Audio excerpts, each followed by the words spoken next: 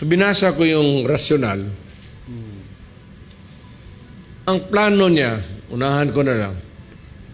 So I'm sorry, I have to divulge this because ako naman na yung binigay mo naman sa akin. I'll just make it public. Gamitin niya ang pera. It's only 125 million. Yeah. Gamitin niya sa mga PMT. Oo. Palakasin niya sa high school. Oo. Pati ibalik talaga niya yung ROTC. Ipilit niya. Oo. So make it compulsory.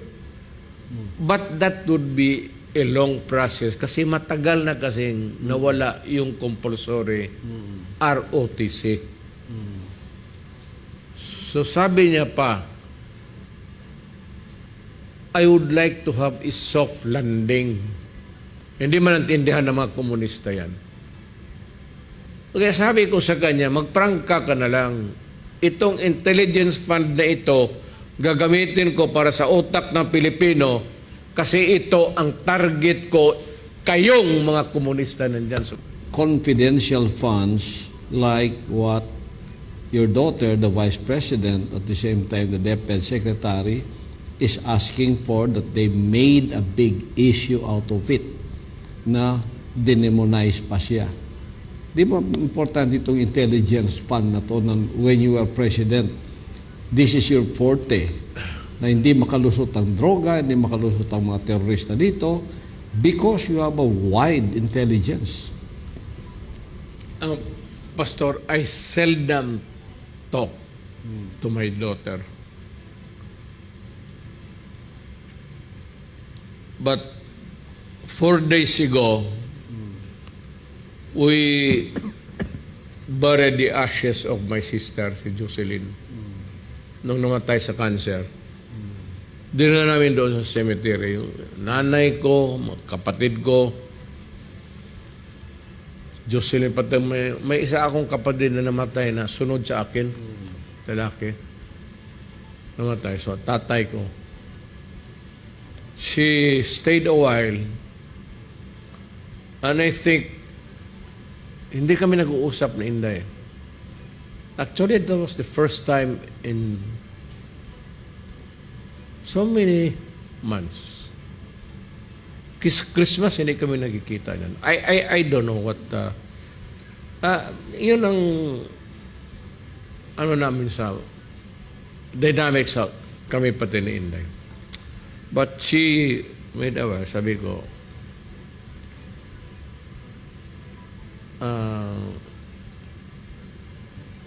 tignan ko yung intelligence fund mo.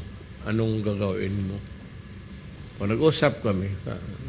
I was just listening to him. I'd just like to know. Sabi ko, yung papel mo na how you would spend the intelligence fund, ipasirox mo lang, ipadala mo. So, binasa ko. Okay naman. Ganito yan, Pastor. We protect our nation. But it is not only the military and the police. Nakuha ko yung utak na Inday. There is a clamor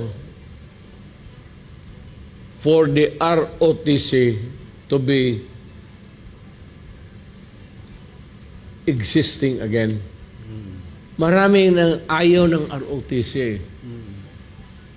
Hindi na compulsory. Sa amin, compulsory talaga. Tayo, compulsory. Compulsory. Gusto ni Inday ibalik yan. Yes. Gusto talaga niya.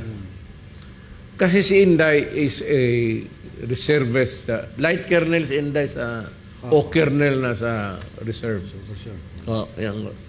So, ang ano ni Inday, yung mga military, usually. So, binasa ko yung rasyonal. Ang plano niya, unahan ko na lang. So, I'm sorry, I have to divulge this because ako naman na yung binigay mo naman sa akin. I'll just make it public. Gamitin niya ang pera. It's only 125 million. Yeah. Gamitin niya sa mga PMT. Oo. Palakasin niya sa high school. Oo. Pati ibalik talaga niya yung ROTC, ipilit niya. Oo. So make it compulsory. But that would be a long process kasi matagal na kasing nawala yung compulsory ROTC. So sabi niya pa, I would like to have a soft landing. Kasi ayaw ng mga bata. Alam mga bata, gusto inom, suroy, ganun. Hindi na alam yung at least a little amount, space and time na magkaroon sila ng sense of love of country, ganun. So papasok ito sa ROTC. Ang sinabi niya, ngayon, hindi ito madala kayo, mapilit ka agad. You have to have a soft landing. Sabi niya, seminar muna bago sa enrollment o dalhin sa kampo yung mga bata, field trip muna nila, continuous yan para makita ng mga bata kung ito yung mga kanyo natin, yung hawakan sila ng tangke de guerra, gano'n. Pasakayin sila sa eroplano. Yun ang plano niya. Na sinabi niya. Yung PMT naman sa high school pa lang, gusto niyang palagpasin. Sabi ko, Day, how many PMTs there are in the Philippines? How many ROTC? Magiging ka lang 125 million. So, ito, sabi niya, seminar mo lang ito, mga ano yung, make it as soft as it could ever be. Hindi man naintindihan ng mga komunista yan. Kaya sabi ko sa kanya, magprangka ka na lang. Itong intelligence fund na ito, gagamitin ko para sa utak ng Pilipino kasi ito ang target ko, kayong mga komunista nandyan sa Congress. Pati kayong mga komunista dyan. Prangkahin mo na yan si Franz, pati Larja, sa bagay kaibigan ko yung, kaibigan ko lahat eh. Sila Sator Ocampo, mahal ko sila. At no other time, sa history ng Pilipinas, ang Communist Party of the Philippines, lahat ng liderato nila, I invited them to break bread with me sa Malacanang. Nagkain kami doon nung gabi. Sinabi ko sa military, wag ba akong ano yun. Don't bug me with this. Pinapasok ko, I open the gate. Gabi. Kumain kami. Sila Sator, sila lahat. Kaya kaibigan ko, pero hindi ko sinasabi harap-harapan. Hindi ko masabi, alam mo, magkalaban tayo, gusto kitang patayin. But I want to kill you softly. Kasi magkaibigan, pinakain ko nga kayo dito eh. Sabi ko kay Inday, diretsuhin mo na. So itong intelligence fund na ito is to prepare the minds of the Filipinos, itong insurgency na hindi matapos-tapos.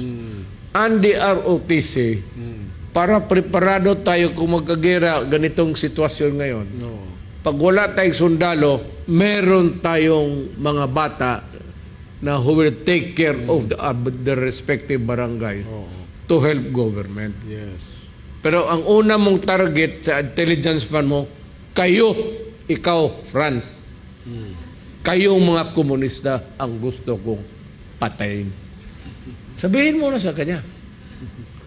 Pero hindi man niya sinabi. Sabi niya, alam mo kasi pa kung sinabi ko, baka iharas na yung mga PMT. Marami yan buong Pilipinas. Yun lang naman sana magkakaroon lang ng mga seminar-seminar. Hindi yung military. Kaya ang military kasi nagre-resist nga eh. The reason why itong mga bata dito ayaw ng ROTC kasi ayaw ng military. Hindi naman lahat ng Pilipino love ang military. Tayo, ikaw, love natin because I know and you know what they are sacrificing for. But it is not easy for that to sink. Kailan ng soft landing yan eh. Pilitin na, sige, dito, rotation kayo, dito. Hindi ka makaproduce ng ano. And they will never learn.